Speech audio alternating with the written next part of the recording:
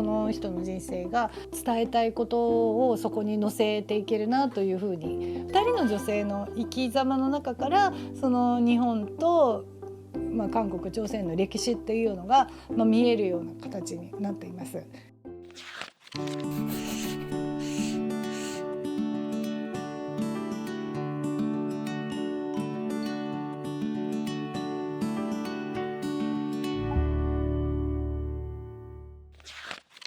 すももの花は散ってもについてお話しします。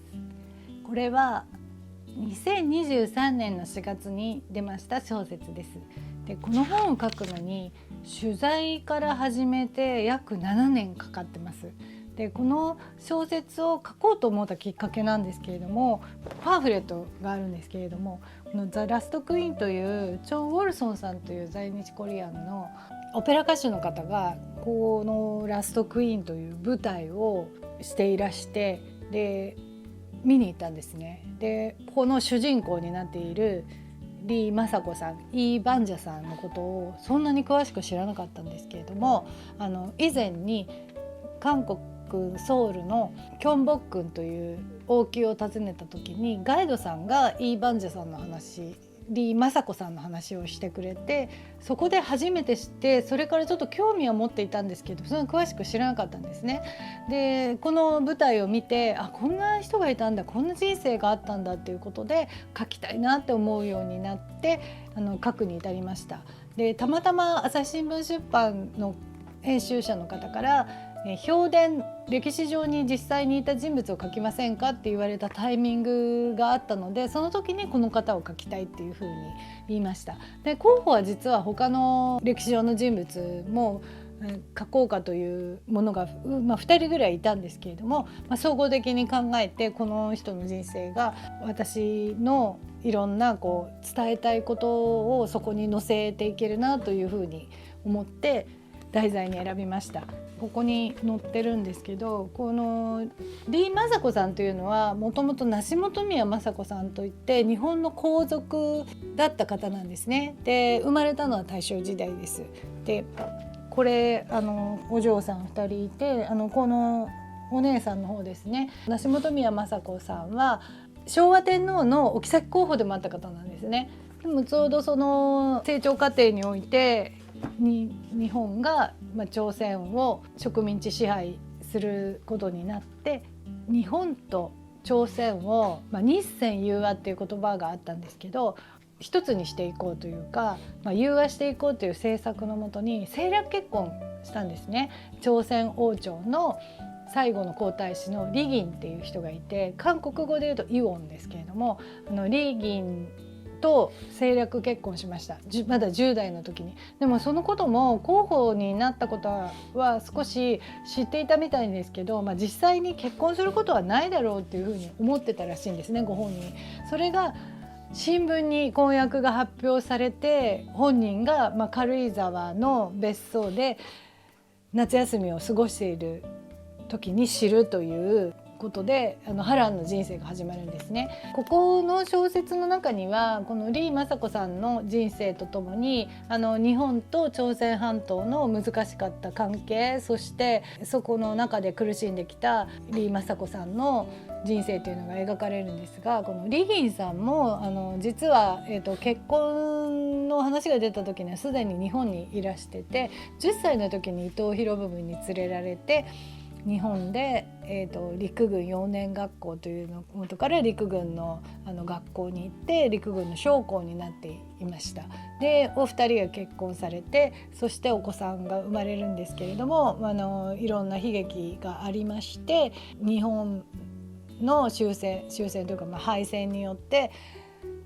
その後韓国に実は帰れなかったりっていうことで、ご本人が流れのままにという自伝を書かれているように、本当に時代とか国に流されて、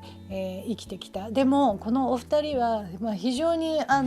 仲が良くて愛情深い家庭を作られていました。政略結婚でしたけれども、お互いが手を取り合って、戦後も生き抜いてきたお二人だったんですね。で戦後もいろんなことが起きて、悲しい出来事もあり嬉しい出来事もあったんですけれども、最終的には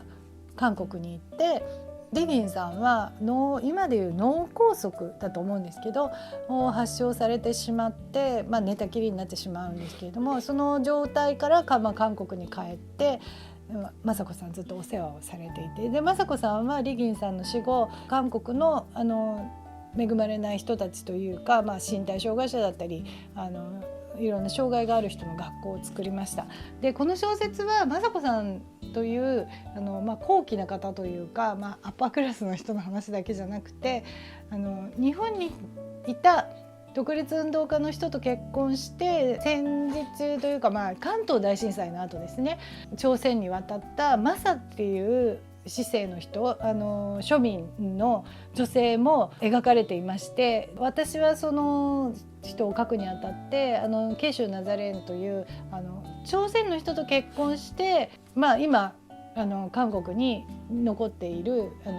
方の老人ホームみたいのがあるんですね。日本人妻の老人ホームみたいな、そこにも取材に行って書いたもので、そのマサのような人がたくさんいました。結婚が奨励されてたので、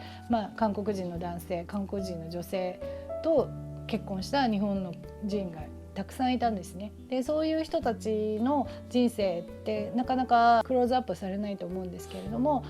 やはり国に翻弄された生き方ということで、とても私は自分のちょっと通じるところがあるので思い入れを持ちながら、書いた小説です。そしてこの小説の中で特に私が書いている時に辛かったのは、もう国に翻弄されてるということもそうなんですけれども、物理的にそれからマサの人生の中で起きることでもあるんですけれども、独立運動をしているから、捕まってしまったり逃げたりっていうことがあって、物理的に離れてしまうという、でもずっと思い続けて探し続けるっていう生き様があって、本当に心を、寄せ続けるんですけれども、それがなかなか引き裂かれてうまくいかないっていうこともありますし、そして離れてることによって心も離れてしまうというような、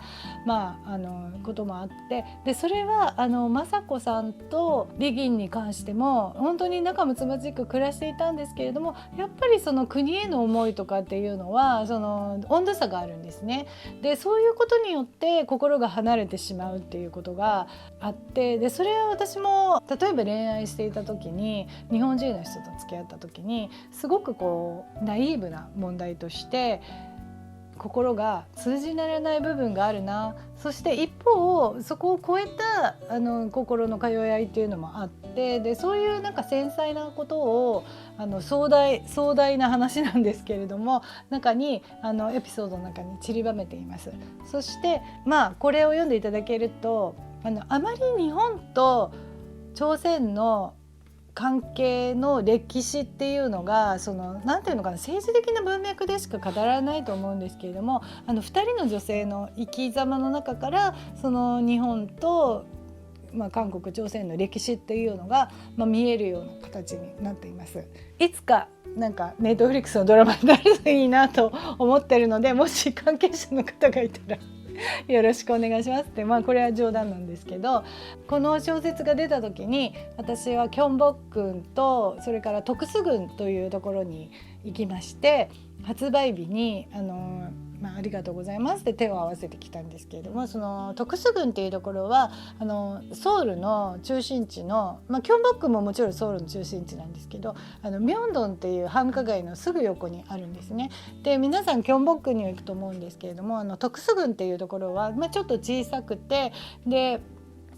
観光地としてもすごく興味深いです。洋式のものと韓国式のものが混ざった建物があったり、奥に美術館みたいのがあって、そこは雅子さんが朝鮮に行った時に必ず泊まってたところだったりするんですね。それから日本で赤坂の、クラシックハウスっていうのがあるんですけれども、そこはリギンと雅子さんが暮らしていた邸宅で、今レストランだったり結婚式場になっていて、そんなところも私は取材で行ったんですけど、とても素敵な場所なのであまり知られてないと思うんですけれども皆さん行ってみてほしいなと思います。そしてこの小説を読んでから行ったらいいんじゃないかなと思います。ぜひ2段組になってるすごく長いお話なんですけれども、読みやすい工夫をたくさんしてますので、